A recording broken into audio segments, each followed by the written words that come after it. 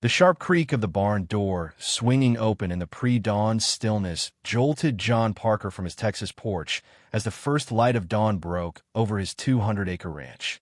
A faint sound that sent a shiver through the cool March air, his rifle leaping to his hands as the coffee mug rested steady on the weatherboards.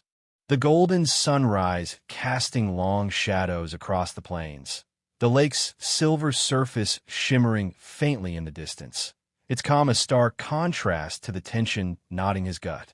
He stood tall, his heart pounding like a war drum in his chest, the burn scar on his forearm throbbing with a dull ache as he scanned the horizon, the wildflowers along the plains trembling in the early breeze. Their vibrant colors a quiet promise of peace he'd fought to maintain, the faint lowing of cattle and the rustle of leaves cutting through the morning silence like a whisper of danger. After the fiery victory in Redstone, where John's sharpshooting had broken Amos Red Carver's reign of terror, had hoped for a season to mend the ranch's wounds and Ethan's resolve. But now the air thrummed with danger, a new threat rising from the shadows of his past, and he'd face it with the steel of his 54 years. His hands calloused, not just from ranching, but from a life once defined by gunfire, a past head buried when he took over the ranch 5 years ago. Trading the echoes of battle for the hum of his old tractor, each dawn a ritual of coffee on the porch, eyes scanning the horizon, an old habit from his days as a sharpshooter in an elite military unit, a ghost of war known as the Phantom, a name he'd left behind but could never fully escape. The morning was methodical as John moved through his chores, feeding the chickens, checking the irrigation lines, tending to his 30 black Angus cattle. Their lowing a steady rhythm that grounded him, the plains stretching wide and unbroken, the wildflowers along the pasture's edge vibrant in the early light. The lake glowing gold as the sun climbed higher, its surface smooth as glass, a beacon of the peace he'd sought when he bought this land to escape the violence that had once defined him. Mary Ellen Carter, the local widow and trusted friend, visited weekly with her nephew Caleb, a lanky 15-year-old with a quick smile. Their warmth the closest thing to family John allowed himself beyond his own kin, their visits a reminder of the community he'd built, a fragile network of trust in a region still scarred by Grayson's influence. The wildflowers along the ranch's edge a testament to the life he'd carved out, their roots deep in the Texas soil, enduring despite the storms that had come before. Trouble brewed when Travis Iron Maddox, a disgraced ex-Special Forces operator, moved into the old Carter Ranch down the road with his gang of ex-military thugs, their arrival marked by the heavy tracks of their boots circling John's land, too deliberate for coyotes, too menacing for wildlife, the air thick with the scent of danger as John spotted their movements from the ridge, his sharpshooters eye-catching every detail. The wildflowers along the trail's edge trampled under their weight, their colors muted by the dust. Maddox and his crew claimed to be cattle investors, but their true intent was clear. Predators eyeing the region for illicit operations, pressuring local ranchers with protection rackets, their threats a dark echo of Grayson's network, a shadow that refused to die. At the general store in Redstone, Caleb clashed with Buck Ramsey, one of Maddox's men, over threats to Mary Ellen's homestead. The thug's voice a low growl as he demanded payment, but John intervened, his quiet authority forcing Ramsey to back off, his Stetson casting a shadow across the store, his voice cold as steel. "You touch her land, you deal with me." He took Caleb under his wing, teaching him practical skills, fixing fences, handling a .22 rifle, under the guise of ranch life. Imparting lessons of awareness and restraint, the boy's hands steady as he learned, the wildflowers along the store's edge trembling in the breeze, the lake glowing silver in the distance. Its calm a distant promise amidst the storm to come. Maddox's pressure escalated, the first sign a grim warning. 2 of John's cattle found dead in the southern pasture, their hides marked with deliberate cuts, a message of terror that sent a chill through the ranch. The wildflowers along the pasture's edge stained with blood, their petals trembling in the morning light. The lake shimmering faintly beyond the ridge, its surface a mirror of the peace Maddox sought to shatter. The next blow came at dusk. When Mary Ellen's barn was torched, the flames roaring through the wooden structure, Caleb trapped inside as he tried to save the horses, his shouts swallowed by the crackle of the blaze. But John arrived in time, his boots pounding the earth as he kicked down the burning door, pulling the boy to safety, his military-grade gear and skills a revelation to the community. The medallion at his neck, a keepsake from his father, a Texas Ranger, glinting in the firelight, the townsfolk staring in awe as he emerged from the inferno, Caleb coughing but alive. The wildflowers along the barn's edge charring in the heat, the lake glowing gold in the distance, its calm a distant promise amidst the chaos. Maddox, recognizing John's past through whispers of the phantom, sent a messenger with an offer, a partnership to control the region. But when John refused, the thug threatened Mary Ellen and Caleb, his voice a low growl. "Join us, or they burn next." The plains stretching wide and unbroken, the wildflowers enduring despite the storm, their roots deep in the Texas soil.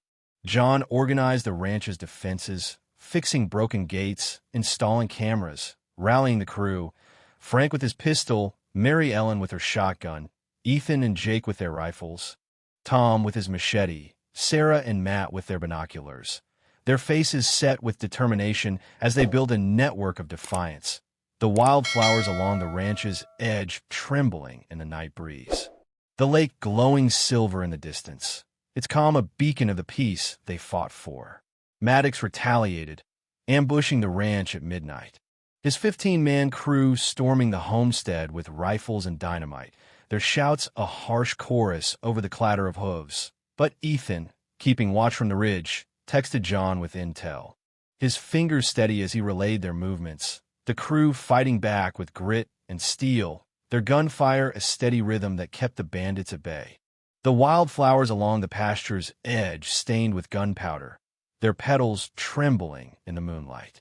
In the chaos, Maddox's brother, Cole, a conflicted man with a conscience, betrayed him, slipping away to tip off Sheriff Hargrove, his voice a whisper of redemption as he revealed Maddox's plans, the plains pulsing with the weight of survival, the lake shimmering faintly beyond the ridge, its surface a mirror of the hope that endured. Maddox, enraged by the resistance, kidnapped Mary Ellen, demanding John face him alone at the old Carter Ranch, his voice a low growl over the radio. "Come, Parker, or she dies." John prepared, retrieving his old military gear, a sniper rifle and tactical kit, but blended them with a rancher's ingenuity, setting timers on the tractor to create diversions, spreading fertilizer mist to blind night vision, his hands steady as he moved through the shadows. The wildflowers along the trail's edge trampled under his boots, their colors muted by the darkness, the lake glowing silver in the distance, its calm a distant promise amidst the storm. A thunderstorm rolled in, the lightning flashing overhead, the thunder a drumbeat to the battle ahead, as John infiltrated the Carter Ranch via an old irrigation tunnel, his boots splashing in the shallow water, his sharpshooters eye-catching every detail, the glint of a rifle, the shadow of a guard, disrupting Maddox's crew with calculated chaos. His shots non-lethal but precise, wounding legs and arms, sending the bandits scrambling in confusion, their shouts swallowed by the storm, the wildflowers along the ranch's edge bending under the wind, their petals clinging to life in the tempest. Maddox, desperate, held Mary Ellen at gunpoint in the barn, his eyes glinting with malice, his voice a low growl. "You can't stop me. Parker, Grayson will have this land." But Mary Ellen broke free, her braids swinging as she elbowed Maddox's gut, diving for cover as John emerged from the shadows, his revolver steady, his voice cold as steel. "You're done, Maddox. The plains are mine." The bandit fired, the bullet whizzing past John's ear, but John returned fire, his shot steady, one grazing Maddox's arm, the second striking his chest, the man staggering back, blood seeping through his shirt, his eyes wide with shock as he fell to his knees, the storm raging outside. The wildflowers along the barn's edge drenched and trembling, their roots deep in the Texas soil. Sheriff Hargrove arrived with his deputies, their headlights flaring through the rain. Cuffing the remaining bandits, their gear bagged, Maddox's operation crumbling in the stormlight, the lake glowing silver in the distance, its calm returning as the night deepened. 3 weeks later, the ranch celebrated the Plains Protection Trust, funded by John's savings, a pact to shield the region from exploitation. The crew gathered in the yard, coffee steaming in mugs. The air thick with the scent of roasted beans and the faint tang of rain that clung to their clothes.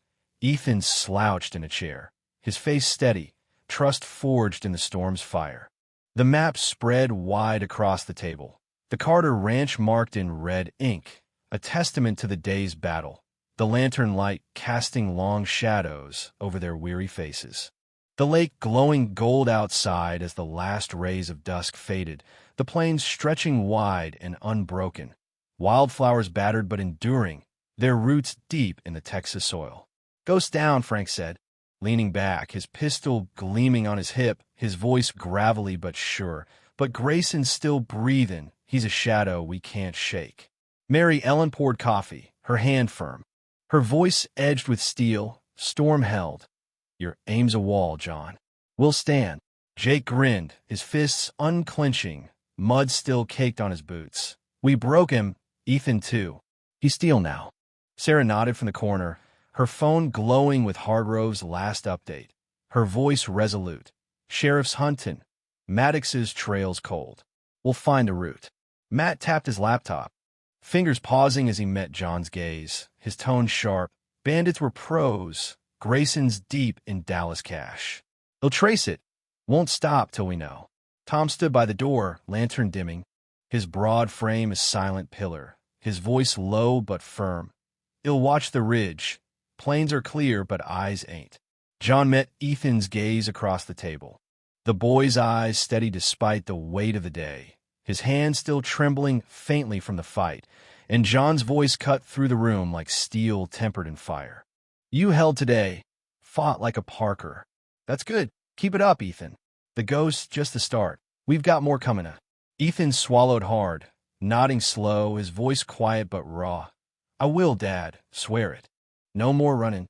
The room fell silent, the lake glowing silver outside as the night deepened, the plains stretching wide and unbroken, wildflowers battered but enduring, their roots deep in the Texas soil. John rose, rifle close, stepping onto the porch where the air smelled of rain and renewal, his eyes scanning the ridge where the fight had raged. The memory of Maddox's defeat a bitter taste on his tongue, the ghost of his past await head carry until the end.